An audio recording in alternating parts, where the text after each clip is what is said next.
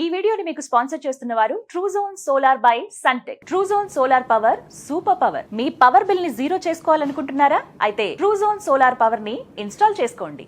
నమస్కారం, welcome to Suman TV. నేను గీతాంజలి. ప్రస్తుతం మనతో పాటు భారతీయ శంకరపీఠం వ్యవస్థాపకులు, ప్రముఖ ఆధ్యాత్మికవేత్త, జ్యోతిష్యులు, బ్రహ్మశ్రీ అన్నవరపు తిరుపతి మూర్తి అవధాని గురువు గారు ఉన్నారు. వారితో మాట్లాడదాం. గురుగారు నమస్కారం అండి. ఓం శ్రీ మహాగణాధిపతయే నమః.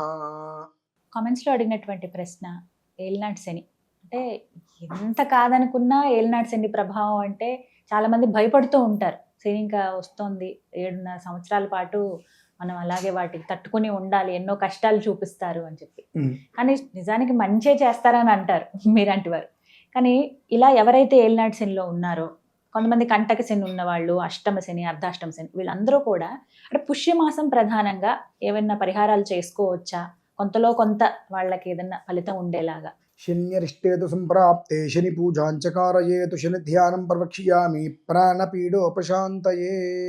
శని ముందు శని అంటే పీడ కాదు, పిశాచము కాదు అని తెలుసుకోవాలి.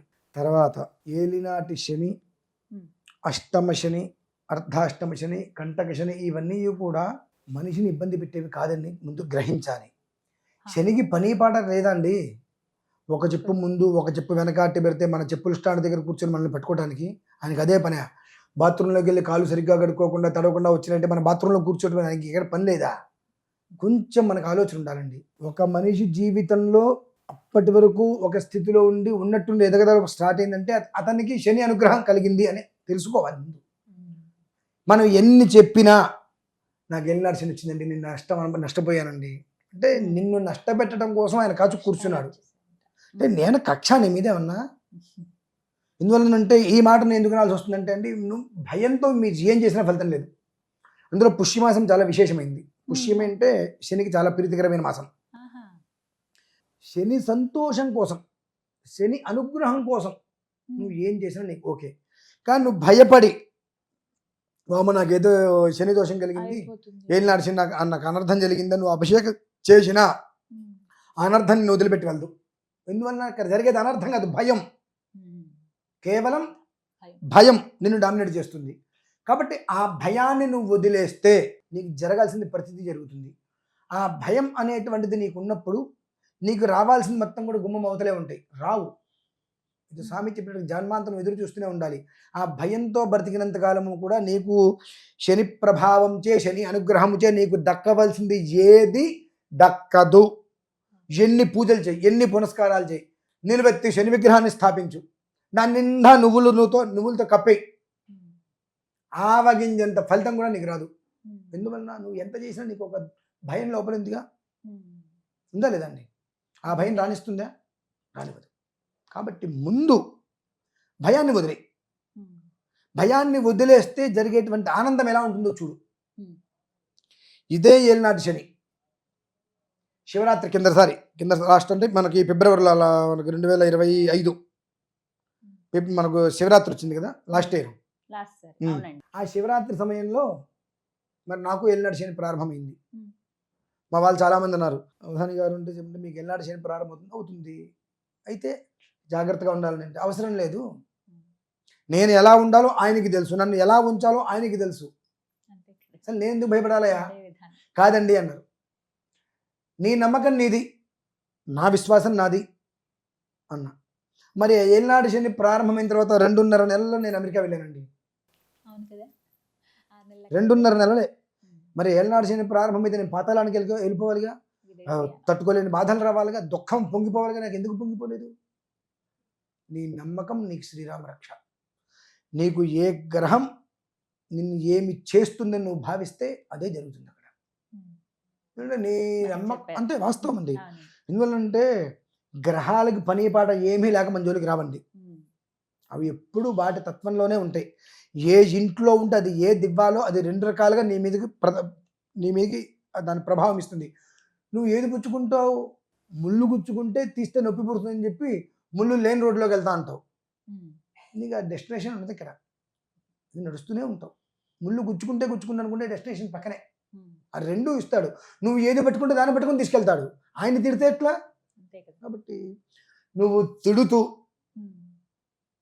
శని వల్ల నాకు ఇది జరిగింది, శని నాకు నష్టపోయాడు, ఇవన్నీ మాట్లాడుతూ వెంద చేయి చెప్పాక నిలువెత్తి శని విగ్రహాన్ని పెట్టండి, ఆవగింజంత నువ్వు గింజంత ఫలితం కూడా నీకు రాదండి.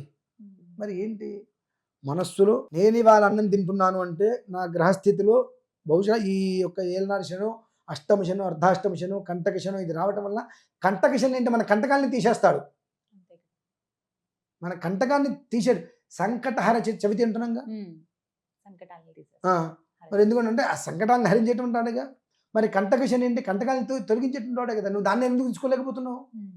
శని అంటరాని వాడు, స్నానం చేయాలి. అన్ని ముట్టుకుంటే స్నానం చేయాలి, ఆయనకు అభిషేకం చేస్తే స్నానం చేయాలి అన్నట్టుగా అభిషేకాలు చేసేసి మళ్ళీ వెనక్కి తిరిగి చూడకుండా వచ్చి స్నానాలు చేసి ఆ బట్టలు కూడా అక్కడ వదిలేసి వెళ్ళిపోతున్నా అంటే నీ ఎంత దుర్మార్గుడు, దౌర్భాగ్యుడు, దరిద్రుడు ప్రపంచంలో ఉండడు.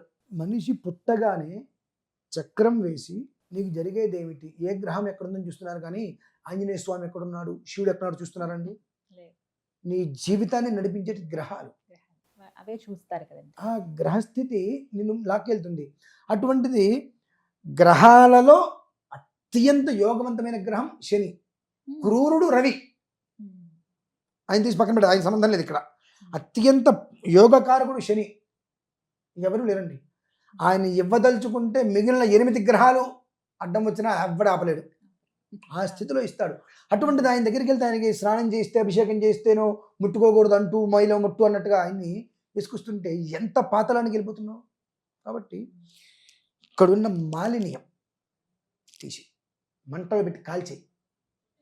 ఆయన అనుగ్రహం వల్ల ఈరోజు నేనున్నా, ఇలా ఉండగలిగి తింటున్నా.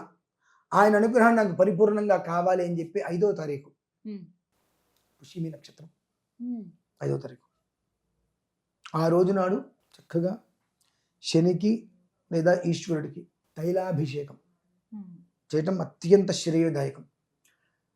సాధ్యమైనంత వరకు ఉదయం సమయంలో స్వామివారికి తైలాభిషేకం చేసి నువ్వులతో అర్చన చేసుకొని చిమ్మిరి నివేదన పెట్టి 19 జ్యోతులు, ఒక 4x4 అంగుళాలు నల్లది కానీ నీళ్ళని జాకెట్ ముక్క తీసుకొని అందులో నువ్వులు వేసి బాగా తిప్పేసి పురి పెట్టేసేసి నువ్వుల నూనెలో నానబెట్టి అవి 19 జ్యోతులు వెలిగించి ఒక మూకుల్లో కాలుతుంది అనుకుంటే మూకుడు మీద ఇంకో మూకుడు పెట్టుకొని చక్కగా ఆయన స్వామివారి చుట్టూ 19 ప్రదక్షిణాలు చేసి అది పక్కన పెట్టేసి ఆయన ఎదురుకుండా కూర్చొని ఆయన నామస్మరణ చేసుకుంటూ ఆ దీపం ఏదైతే కనుక 19 జ్యోతులు వెలిగించి అది భస్మం అయిపోయిన తర్వాత ఆ భస్మాన్ని తీసుకొని నుదుటిని పెట్టుకో. సర్వకాల సర్వావస్థలు ఎందు ఇంకా ఇంత తెచ్చుకో ఇంటికి, అది నీకు రక్ష. అలాగే శనికి అభిషేకం చేసి నివేదన పెట్టిన ప్రసాదాన్ని కాస్త నువ్వు ప్రసాదం తీసుకో. శని ప్రసాదం తీసుకోవడం ఈ దౌర్భాగ్యం బాగా పట్టిందండి. అంటే తీసుకోరండి వెంటనే. అదే నేను అంటున్నానండి, బుధుడికి జపం చేస్తున్నాం ప్రసాదం తీసుకుంటున్నాం, శుక్రుడికి జపం చేస్తున్నాం ప్రసాదం తీసుకుంటాం, రాహుకేతుడికి జపం చేస్తున్నాం ప్రసాదం తీసుకుంటాం. శనికి జపం చేసి ప్రసాదం ఇస్తే శని ప్రసాదం కదండి. ఒకళ్ళొకరికి అంటుకుంటున్నారు. శని ప్రసాదం ఏమిటో, శనిదే కదా ప్రసాదం నీకు కావాల్సింది, ఆయన అనుగ్రహమే కావాల్సింది. అమ్మో తీసుకోవచ్చు. నువ్వు తీసుకున్నప్పుడు పూజ చేయడం మానే. ఇప్పుడు సింపుల్ అండి, మీ ఇంటికి ఒక పెద్ద మనిషిని పిలిచారు, మీ ఇంటికి ఒక పెద్ద మనిషిని పిలిచారు, ఆయన ఎవరో ఎమ్మెల్యేనో ఎంపీనో ఒక స్థాయిలో ఉన్న వ్యక్తిని పిలిచారు. పిలిచి ఆయన్ని కూర్చోబెట్టి ఆయన్ని ఎంతటి గొప్పవాళ్ళు లేడు, నీ ఈ ఏరియా మొత్తానికి నువ్వు మహారాజు 100 రకాలుగా స్తుతించారు. స్తుతించిన తర్వాత ఆయన ఏదో సంతోషపడి ఆయనకి మీరు ఏదో ఇస్తే ఇచ్చిన దాంట్లో ఆయన ఏదో మీకు ఇవ్వబోతుంటే అబ్బిబ్బిబ్బిబ్బి నేను ముట్టుకొని ఉండేది అంటే ఎలా ఉంటుందండి? ఆయనకి ఎక్కడ కాలాలి అక్కడ కాలదా? అంతే కదా, మరి అవమానించినట్టే కదా.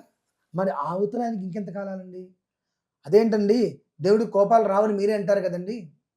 కోపాలు రావు, అవమానించేవుగా, తిరస్కరించేవుగా, ఆ దోషం మీద ఎక్కడికి పోతుంది? పిలవలేదు, తిరస్కరించలేదు, పూజ చేయలేదు, అసలు సంబంధం లేదు. పిలిచి లేదంటే నువ్వు వెళ్ళి అర్చన చేసి ఆరాధన చేసి అది నేను తీసుకోను అంటే అది ఎంతటి అవమానం అండి. దాని యొక్క ప్రతిఫలం కూడా అంతకంతే ఉంటుంది. కనుక ముందు శని అనగానే ఉండేటువంటి నీలో ఉండేటువంటి భయాన్ని తీసేయగలిగితే ఆయన అనుగ్రహం సగం లభ్యమవుతుంది. నీకు పట్టిన పేడ విరగడైపోయి నీకు రావాల్సింది ప్రతిదీ కథలకు వచ్చేసి ముందుకు వస్తావు. నీ మనస్సులో భయాన్ని పెట్టుకుని నువ్వు ఏం చేసినా ఫలితం శూన్యం. కనుక నువ్వు చెయ్యొద్దు. నేను చేశానండి, డబ్బులు ఖర్చు పెట్టాను, నువ్వుల నుండి డబ్బా పోసాను, నేను ఇంతే ఉన్నానండి. నువ్వుల నుండి డబ్బా కాదు, ఫ్యాక్టరీ తీసుకొచ్చి ఆయన నెత్తి మీద పోసినా ఇంతే ఉంటావు. ఎందుకంటే నీకు ఇక్కడ లేదు. ఇక్కడ ఒక భయం ఉంది. ఉమ్, ఇది చెయ్యకపోతే ఏదో జరుగుతుందేమో, ఉమ్, ఇది జరగడానికి కారకుడు ఆయనే, కాబట్టి ఆయనకి చేస్తూ నాకు జరగదని చేస్తున్నావు. కానీ నేను ఇవాళ ఇంత నిలిచి ఉన్నాను అని అంటే ఆయన అనుగ్రహ ఫలం కనుక ఆయన్ని స్తుతిద్దాం, ఆయన్ని సంతోషపెడదాం. ఆయన్ని సంతోషపెట్టడం వలన మన జీవితం బాగుంటుంది అన్న ఆలోచనతో చేయట్లేదుగా, అలా చేయి, నీకు ఆ ఫలితం వస్తుందండి. ఖచ్చితంగా ఫలితం ఇస్తుంది. అదే జనవరి విషయం. 5వ తారీఖు ఉమ్. పుష్యమి నక్షత్రం సోమవారం. అవునమ్మా, ప్రతి ఒక్క పుష్యమి నక్షత్రంలో గారు ప్రతి ఒక్కళ్ళు ఈ శని మహర్దశ, శని అంతర్దశ, శని విదశ, శని ప్రాణదశ, శని సూక్ష్మదశ, అష్టమ శని, అర్ధాష్టమ శని, కంటక శని, ఇవన్నీ ఎవరైనా సరే దాదాపుగా అన్ని రాసుల వాళ్ళు ఉన్నారు కదండి. ప్రతి ఒక్కళ్ళు చేసుకోమని చెప్పండి, చాలా విశేషమైన ఫలితం వస్తుంది. ఉమ్, అదమ్మా విషయం. చక్కగా వివరించారు. ధన్యవాదాలు గురుగారు. రమేష్.